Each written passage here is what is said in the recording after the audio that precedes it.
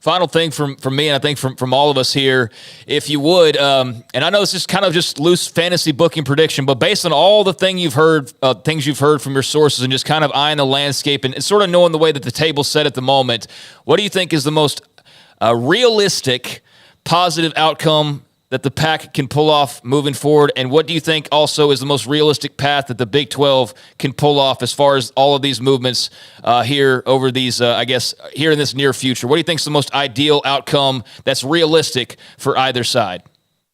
I mean, I think one notable detail that's come out in probably the last 24 hours is that the Big 12 is not going to, it doesn't appear that the Big 12 just has like endless spots to keep expanding. I think now that they have Colorado, they need one more school.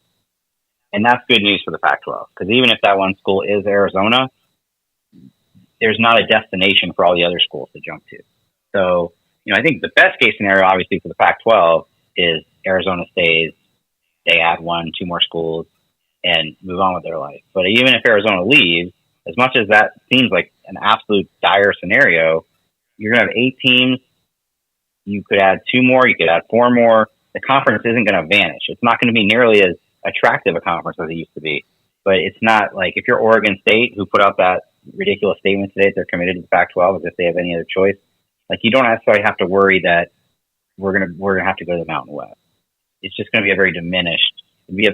Still be what we consider a Power 5 conference, just a diminished Power 5 conference. And if you're the Big 12, I think that kind of depends on who. If you gave George Kliavkoff a truth serum, I think he would love to have UConn and Gonzaga more than Colorado. But, let's be realistic. Football drives the bus way more than basketball.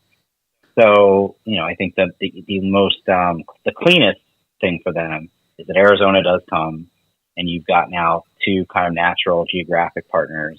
And he kind of achieves his goal, right? He said all along he wants to be in all 4 time zones. Arizona, by the way, is only in that time zone half the year, but it still counts. Yeah. Absolutely. Look, just because they've figured out that daylight savings time is stupid before all the rest of us doesn't mean we have to get rid of it. Well, Stewart, thank you so much for hopping on. I know that we had